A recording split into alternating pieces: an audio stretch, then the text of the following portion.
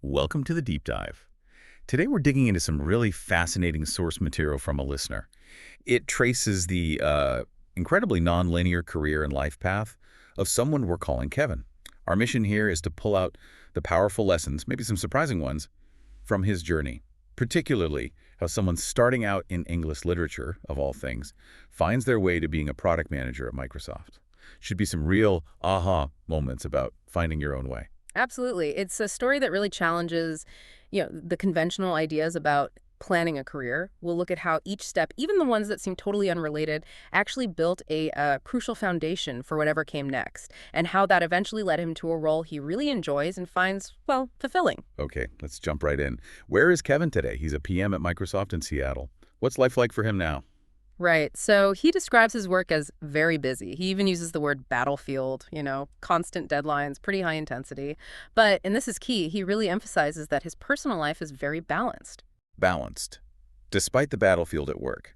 How does that work? Well, he works pretty standard hours, like 9 to 6 weekdays. Yeah. Evenings are his own movies, reading, and weekends sound quite active. He's into outdoor sports, exploring food scenes with his wife, lots of travel. Often spontaneous trips he mentions, like heading up to Vancouver or down to California. He feels he's in a, quote, balanced and comfortable state, pursuing his career goals, but also, living the life he wants. Okay, that's the destination. Let's unpack the journey to get there because it sounds like quite a ride.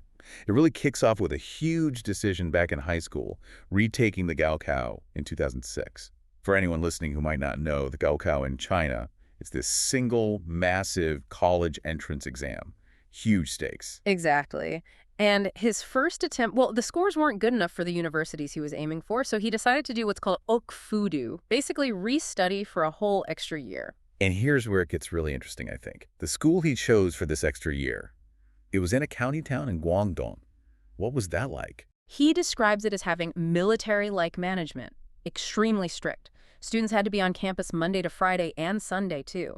Dorms were mandatory for everyone. Wow. What was the daily routine? Intense. Classes ran from 7 a.m. straight through to 5 p.m. Dinner, then evening self-study from 7 p.m. to 10 p.m. Lights out at 11 p.m. He even mentioned the dorms were incredibly packed, like 14 people crammed into a room designed for 12. They had beds sideways, apparently. So feeling like a robot, immense mental pressure. But now he looks back and calls it interesting. Clearly formative, right? Definitely formative. You have to think surviving that kind of pressure cooker probably builds incredible discipline. Yeah, resilience. Maybe that's part of the foundation for handling the Microsoft battlefield later on. Could well be. Pushing through that, learning to focus under intense conditions. Those are skills you don't forget. Okay, so after that intense year, he was initially aiming for, what, economics or finance? That was the plan, yeah. So how on earth did he end up studying English literature? And at a science and engineering university in Wuhan, no less. Well, simply put, he had no choice. His scores still weren't quite high enough for his top picks in econ or finance. He actually only got into English Lit because another student dropped the spot. Pure chance, almost. And why Wuhan? Any specific reason? There was a bit of a family connection. His mother had lived there during the Cultural Revolution, plus maybe a sense it had a good atmosphere for studying. So what was university life like then? Especially in this major he didn't choose. He calls it relatively boring, actually, especially compared to his very active, if stressful, high school life. He mentioned his class only had 2 guys, him included, said it made skipping class impossible. Huh, small classes do that. Yeah, and he noticed a big difference in atmosphere. In Wuhan, he felt like everyone studies for grad school, very academic focus, whereas he remembered students back in Guangdong often working part-time jobs, a different vibe. His department, foreign languages, didn't have a ton going on activity-wise, so he ended up hanging out more with students from humanities and economics to find some social life. Okay, so kind of finding his way, maybe a bit adrift.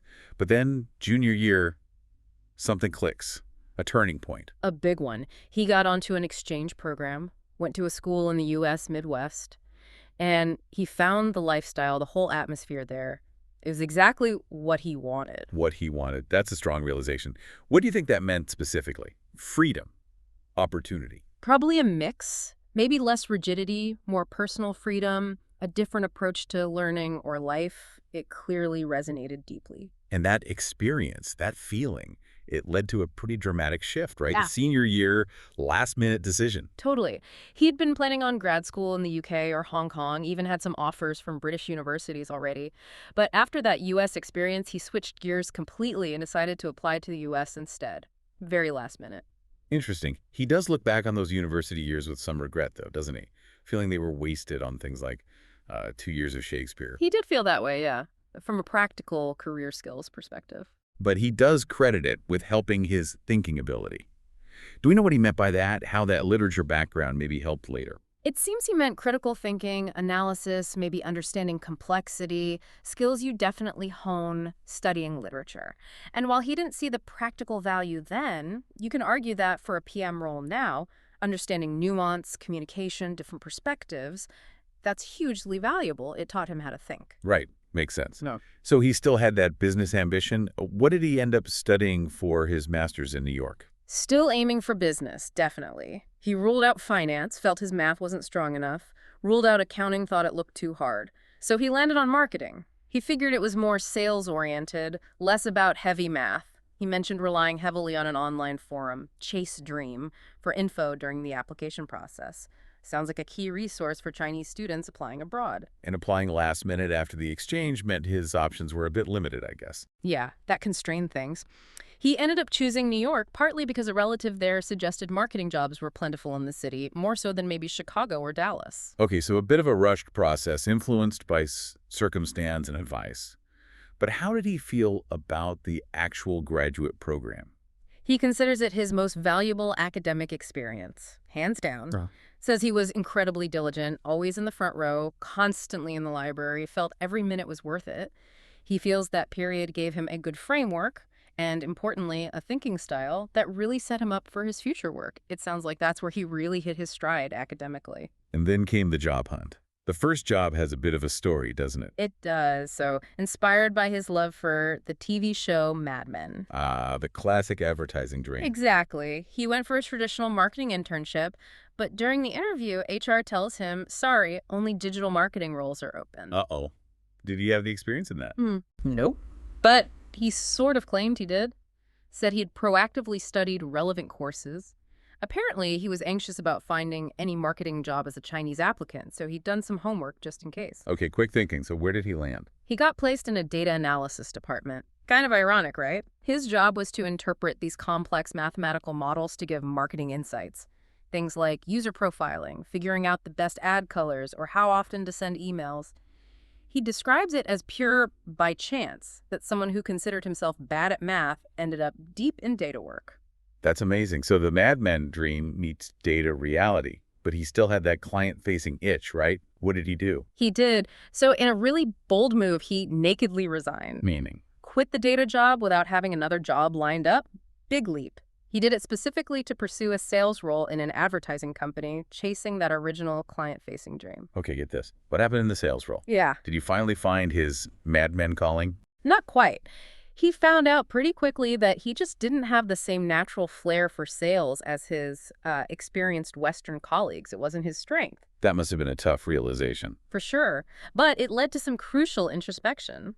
He realized he actually enjoyed the supposedly boring work he'd left behind, digging into data, finding patterns, the repetitive analysis. Wow. So trying the thing he thought he wanted showed him what he actually liked or was good at. Exactly. It wasn't just about finding what he didn't like in sales. It was rediscovering an affinity for the data work. Huge moment of self-awareness. So what did he do with that insight? How did he bridge those two sides? He figured out his unique position. He was more outgoing than many deep data people, but he understood data way better than most client-facing folks. So he looked for a role that combined those strengths, using data as the foundation, but focusing on communication, bridging the gap. And that led him to?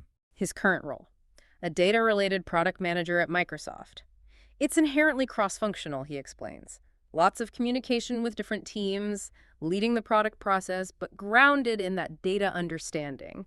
Seems like the perfect fit he engineered for himself. It really does. And he shares some powerful advice from this whole winding journey.